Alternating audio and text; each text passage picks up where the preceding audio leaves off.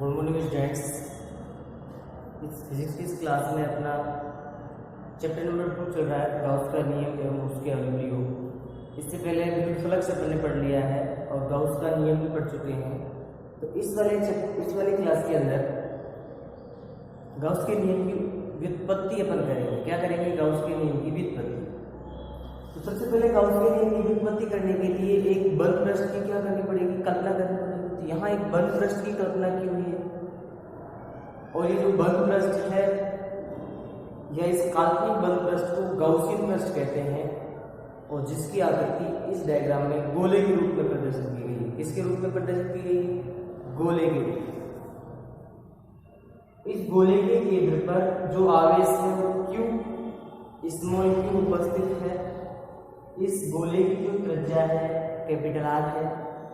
गोला आकृति में कौन सी अवस्था में है? सममित अवस्था में है। तो इसके प्रत्येक बिंदु पर यानी कि सममित अवस्था में होने के कारण इस गोले के प्रत्येक बिंदु पर या गोले के पृष्ठ के प्रत्येक बिंदु पर विद्युत क्षेत्र की तीव्रता क्या प्राप्त होगी? नियत प्राप्त होगी या एक समान प्राप्त होगी। सबसे पहले यहाँ एक कल्पना करते हैं कि इस गोले के पृष्ठ पर एक अल्प पृष्ठ ds की कल्पना करेंगे। विद्युत क्षेत्र की डायरेक्शन इस दिशा में होगी और इस अल्प पृष्ठ की डायरेक्शन भी इसी दिशा में होगी। तो यहाँ पर थीटा की वैल्यू क्या होगी? 0 होगी। यानी कि गाउसियन जो पृष्ठ है, गोला जो पृष्ठ सममित अवस्था में है, इसके प्रत्येक बिंदु पर विद्युत क्षेत्र की तीव्रता क्या होगी? एक समान होगी। तो उस विद्युत क्षेत्र की जो तीव्रता का जो मान है E = 1/4 pi epsilon Q upon R square या 1/4 पाई एप्सिलॉन की जगह पर क्या लिख सकते हैं? KQ अपॉन R स्क्वायर लिख सकते हैं। समीकरण में अब देखो इसके पृष्ठ पर ds अल्प पृष्ठ की कल्पना की गई है। इस अल्प पृष्ठ से निकलने वाला या निर्गत विद्युत फ्लक्स d phi = क्या होगा? E ds cos थीटा या अपन लिख सकते हैं E सदिश डॉट ds सदिश या E ds cos थीटा। यहाँ पर थीटा की वैल्यू क्या है? यहाँ पर थीटा की वैल्यू 0 है। बाकी जो मैंने बताया हुआ इस डायग्राम में लिखा हुआ है, एक बल पृष्ठ की कल्पना करें। इस काल्पनिक बल पृष्ठ को गाउसियन पृष्ठ कहते हैं जिसकी आकृति चित्र में गोले के रूप में प्रदर्शित की गई है। गोले के केंद्र पर आवेश स्मॉल q है तथा गोले की त्रिज्या क्या है? Capital R। गाउसियन पृष्ठ सममित अवस्था में आकर पृष्ठ के प्रत्येक बिंदु पर विद्युत क्षेत्र की तीव्रता क्या होगी? नियत प्राप्त होगी जिसका मान केवल है। एक ds पृष्ठ की कल्पना करें।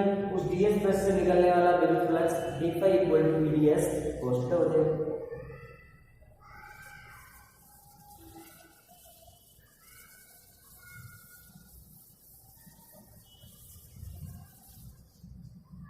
देखिए यहाँ cos 0 की वैल्यू क्या होगी? 1। तो d phi = हो जाएगा E ds। क्या हो जाएगा? E ds।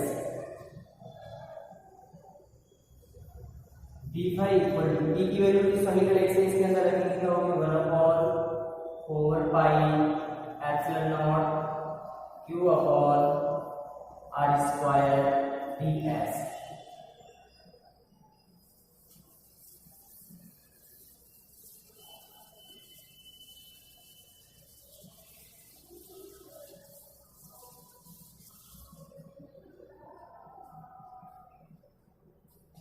संपूर्ण पृष्ठ से निर्गत विद्युत फ्लक्स, संपूर्ण पृष्ठ से निर्गत विद्युत flux phi = 1/4 pi epsilon not constant Q upon R square integration of ds। क्या लिखेंगे? Integration of ds। कोई कौन से पृष्ठ के लिए इस पृष्ठ को करने का मान है? S पृष्ठ का। ये S पृष्ठ के लिए करेंगे और गोले का संपूर्ण पृष्ठीय क्षेत्रफल या गोले का क्षेत्रफल का फॉर्मूला क्या होता है? 4 पाई R स्क्वायर। तो यहाँ लिखेंगे phi = 1/4 pi epsilon not Q upon R square और यहाँ लिखेंगे 4 पाई R स्क्वायर। अब देखो आर स्क्वायर से आर स्क्वायर कैंसिल आउट हो जाएगा और 4 पाई से 4 पाई कैंसिल आउट हो जाएगा। तो यहाँ पर फाई इक्वल टू होगा Q upon epsilon not. Gauss का क्या है नियम, ये क्या है गॉस का नियम।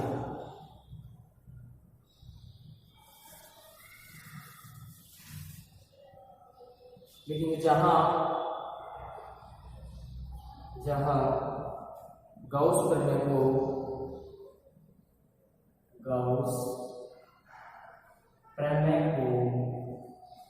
व्युत्क्रम, जहां गॉस प्रमेय को व्युत्क्रम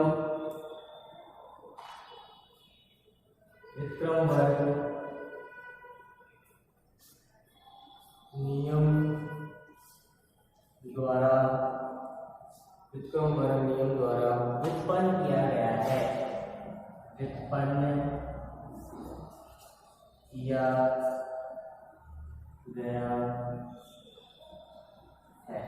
इसके नियम द्वारा व्युत्पन्न किया गया है, व्युत्क्रम वर्ग के नियम द्वारा व्युत्पन्न किया गया है। ये गॉस के नियम की व्युत्पत्ति।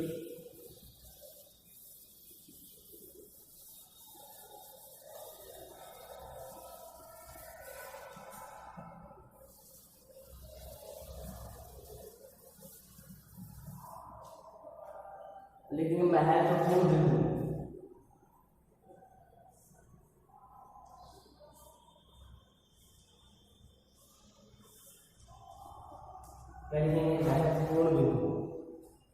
तो महत्वपूर्ण बिंदु में लिखेंगे। मैं यहाँ पर बोलूंगा, बोर्ड पर आपको लिखूंगा और बोलने की जो है उसको तुम लोग क्या करोगे अपने नोट्स के अंदर उतारोगे। तो इसमें पहला जो पॉइंट है, किसी बंद पृष्ठ से निर्गत विद्युत फ्लक्स, किसी बंद पृष्ठ से निर्गत विद्युत फ्लक्स का मान बंद पृष्ठ के आकार अथवा आकृति पर निर्भर नहीं करता है। एक बार वापस से सुन लीजिए, किसी बंद पृष्ठ से निर्गत विद्युत फ्लक्स का मान बंद पृष्ठ के आकार अथवा आकृति पर निर्भर नहीं करता है। केवल बंद पृष्ठ के अंदर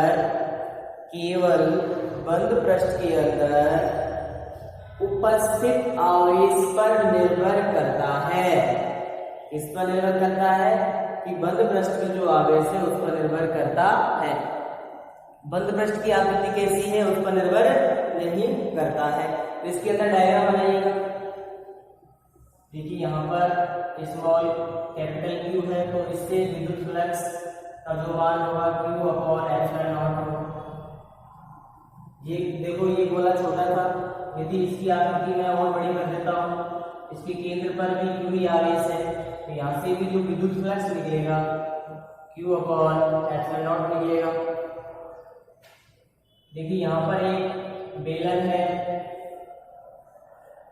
यहाँ पर भी Q आवेश है, तो यहाँ से भी जो विद्युत फ्लक्स निकलेगा Q/ε0 ही निकलेगा। क्या निकलेगा? Q/ε0। उसके बाद एक क्यूब की बात करते हैं।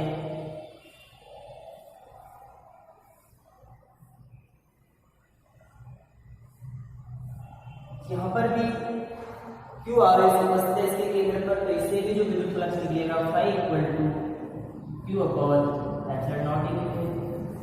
क्या निकलेगा? Q/ε0। यानी कि आकृति पर निर्भर नहीं करता है, यानी कि जो बंद पृष्ठ की जो आकृति है उस पर निर्भर नहीं करता है। किस पर निर्भर करता है? यानी कि उस बंद पृष्ठ में जो आवेश उपस्थित है उस पर निर्भर करता है। अगला जो सेकंड नंबर पॉइंट लिखोगे, किसी बंद पृष्ठ से निर्गत विद्युत फ्लक्स, किसी बंद पृष्ठ से निर्गत विद्युत फ्लक्स का मान बंद पृष्ठ के अंदर उपस्थित आवेश की स्थिति अथवा आवेशित कणों की संख्या पर निर्भर नहीं करता है। निर्भर नहीं करता है। देखिए कैसे निर्भर नहीं करता है।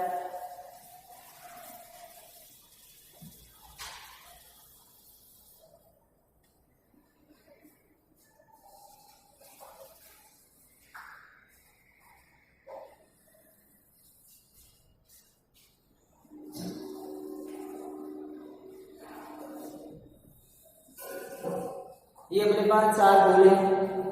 यहाँ इस वाले गोले में सबकी आकृति क्या है, एक जैसी है।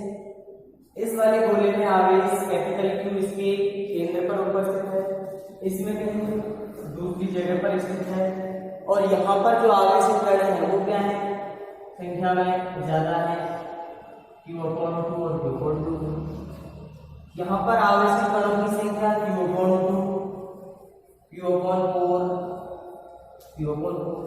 तो इससे निर्गत विद्युत फ्लक्स ∅ होगा Q/ε0।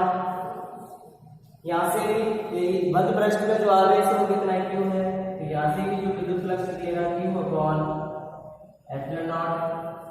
अब देखो यहाँ पर भी कुल आवेश यानी कि बंद पृष्ठ में परिबद्ध आवेश Q/2 और Q/2, टोटल आवेश कितना हो जाएगा Q। तो यहाँ से भी विद्युत फ्लक्स ∅ Q/ε0। देखो यहाँ पर भी Q/2, Q/4 और Q/4, तो टोटल आवेश Q। तो यहाँ से भी जो विद्युत फ्लक्स निकलेगा वो क्या निकलेगा Q/ε0 ही निकलेगा। यानी कि आवेशित कणों की संख्या पर निर्भर नहीं करता है, या अंदर जो आवेश उपस्थित है उस पर भी निर्भर नहीं करता, लेकिन गाउसियन पृष्ठ के अंदर आवेश उपस्थित होना चाहिए, या आवेश के केंद्र पर हो, चाहे इधर हो चाहे इधर हो। निर्गत विद्युत फ्लक्स का जो मान है वो क्या होगा, सब में समान ही होगा। पॉइंट नंबर 3 लिखोगे, यदि बंद पृष्ठ समरूप विद्युत क्षेत्र में स्थित हो, यदि बंद पृष्ठ समरूप विद्युत क्षेत्र में स्थित हो, तब बंद पृष्ठ से निर्गत विद्युत फ्लक्स का मान शून्य प्राप्त होगा, क्योंकि इस स्थिति में निर्गत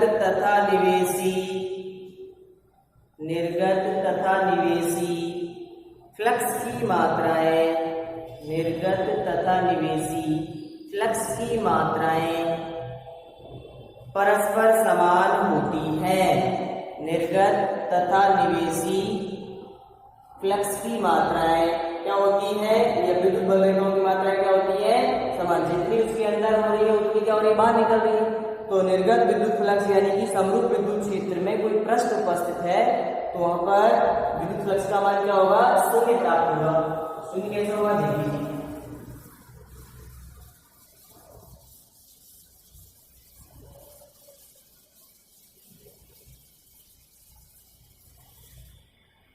सबसे पहले समरूप विद्युत क्षेत्र एक समान लाइन है और समांतर दूरी पर उपस्थित है, परस्पर समांतर है।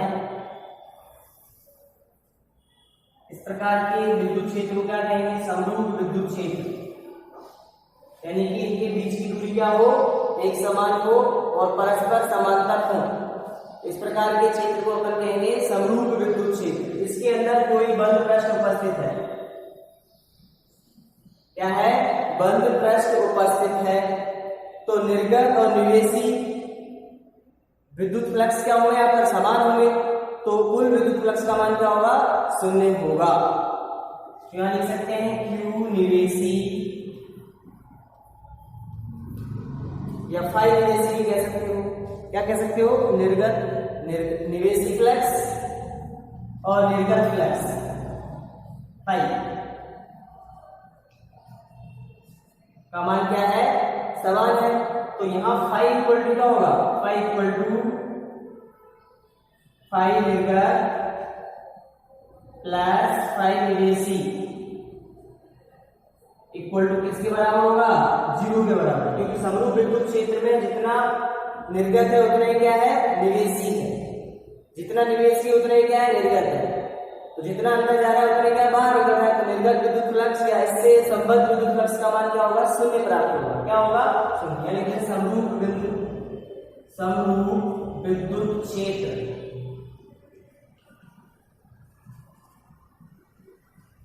समरूप विद्युत क्षेत्र, और ये बंद पृष्ठ 5 निवेशी इक्वल टू 5 निर्गत, बना लीजिए बेटा।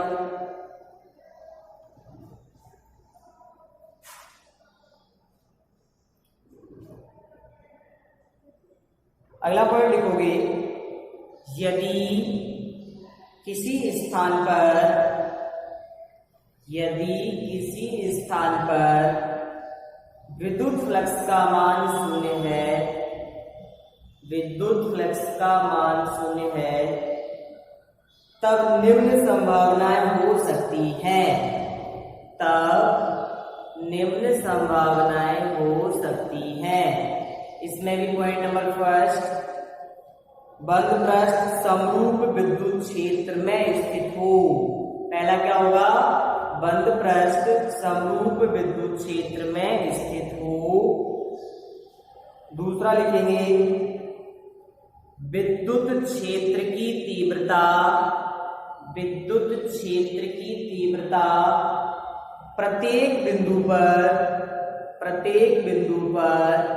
0 हो, प्रत्येक बिंदु पर क्या हो, 0 हो। पॉइंट नंबर तीसरा, विद्युत क्षेत्र की तीव्रता अलग अलग बिंदुओं पर अलग अलग हो, विद्युत क्षेत्र की तीव्रता अलग अलग बिंदुओं पर अलग अलग हो, परंतु पृष्ठ के अंदर कोई द्विध्रुव उपस्थित हो, परंतु पृष्ठ के अंदर कोई द्विध्रुव उपस्थित हो।